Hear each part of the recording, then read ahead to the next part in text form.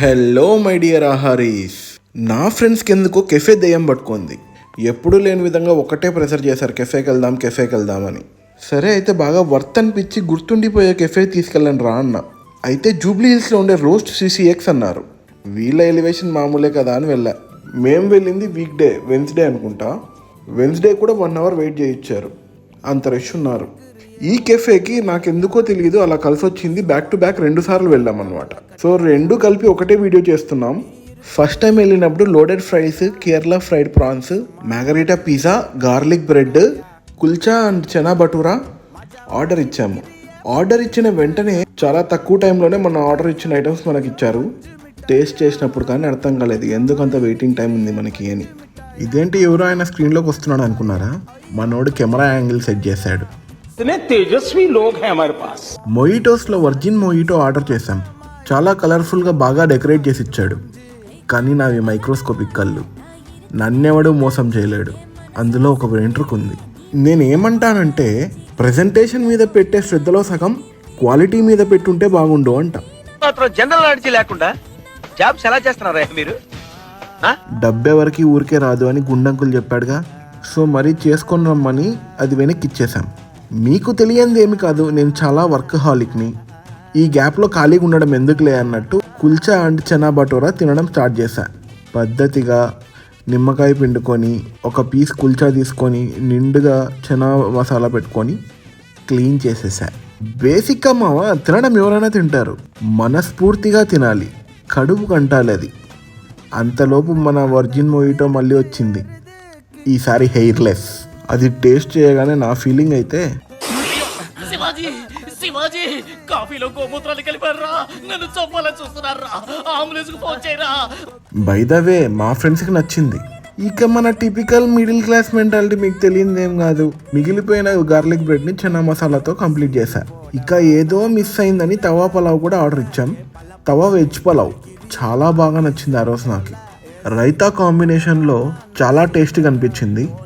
ఇక రోస్ట్ సిసిఎక్స్ అంతా అలా ఒక 2 days వచ్చా. ఇక్కడ ఏంటి స్పెషల్ అంటే మనకి ఏం కావాలంటే ఐస్ క్రీమ్లో టేస్టింగ్కి ఇస్తారు. టేస్ట్నే 10 రకాల ఐస్ క్రీమ్ టేస్ట్ చేశా. 11వ రకం అడిగితే అదో మాదిరిగా చూసింది మావా. కానీ ఇక్కడ more than 100 varieties of cakes and sweets ఉన్నాయి. అసలు వీళ్ళకి ఇలా చేయాలని ఎందుకు అనిపించిందని అడిగా. వాళ్ళు ఏమన్నారంటే, అసలు మీకు ఈ ఆలోచన ఎలా వచ్చింది?